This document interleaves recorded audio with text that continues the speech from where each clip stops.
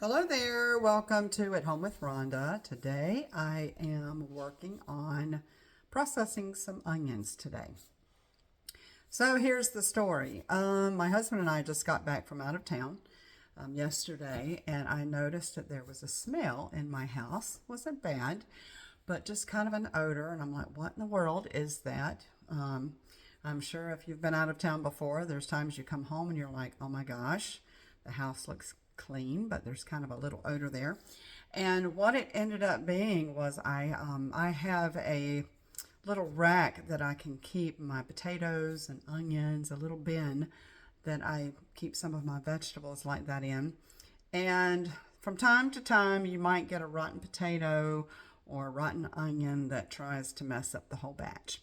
So today I'm trying to save as many onions as I possibly can so I don't have to throw them all away. And fortunately, there was only a couple bad onions in there. So what I'm ending up doing is I'm going to take the whole bag because some of them have a little bit of moisture on the outside of the outer layer. And so sometimes once that starts, if you don't go ahead and process it, your whole bag of onions can get bad. So that's what I'm doing today. I have chopped up, I've already processed 3 bags. This is what I've got to finish up with today. But what I do, I know there's probably other things, but what I do is I go ahead and I wash them.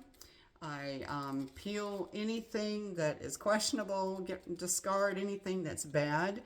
And then I have a little, where is it at here? I have one of these little choppers that I absolutely love. It's dirty, but I'm going to show it to you. And it is amazing. You can use it for many vegetables, but the main thing I think it was made for was for chopping onions. And I love it. I use it a lot. It's great for like tomatoes. Anyway, and I've got like 3 blades of different sizes. One of them is for slicing. This one is like the perfect size for chopped up onions. And all you do is you put a half an onion on there and you chop it. And all of your good onions go into the container. So if you don't have one of those, it is really awesome. It's not just a cute little gadget. It really does save a lot of time. So anyway, I have 3 bags that I have already processed. And so anyway, basically what I'm going to do is finish up this batch.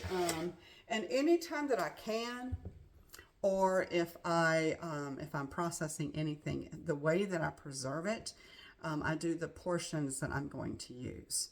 So instead of putting the whole bowl into one bag, that would be kind of useless for me because I'm not going to use that many onions, and no matter what I'm cooking. So I'm going to use just the portion. I'm using a 2/3 cup. A half a cup, it's not quite enough. A cup is a little bit too much, so I'm kind of going to go in between, and I'm going to use 2/3 of a cup. And so basically all I do, if you've ever used a vacuum sealer, you have to seal one edge of it. So we're going to do that first. Let's see, I don't know if you can see that, but I have some lights flashing over here. I have a vacuum button and I have a seal button. I'm going to seal it first before we go any further because you have to have the bottom of the bag sealed. And then I'm going to, as you can see, I don't need a very big bag, so I'm only going to cut off a small section. So let's see here. That is all done. Oops, I did not quite go enough.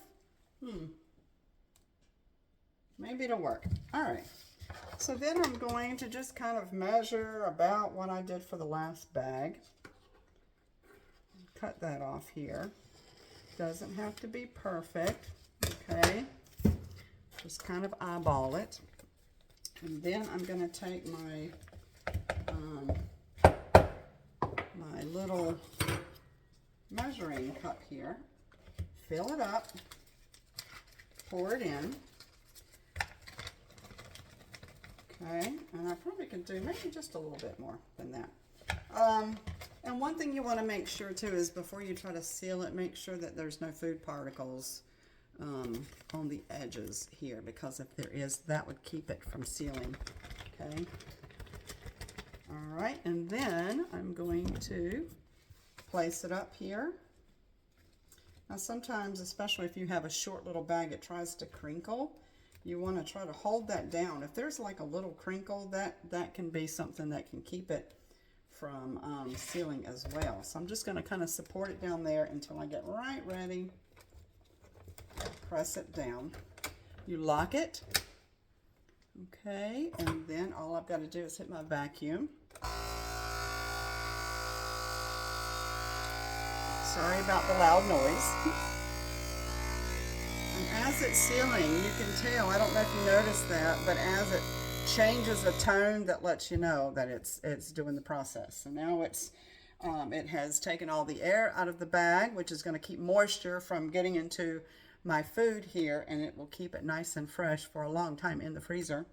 And then after it vacuums all of that air out, it will automatically seal it.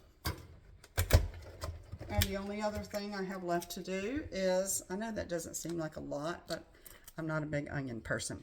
All I've got to do is label it and put the date. I'll just put like November of 2025, and I'll stick it in the freezer, and then I can use it whenever I'm ready.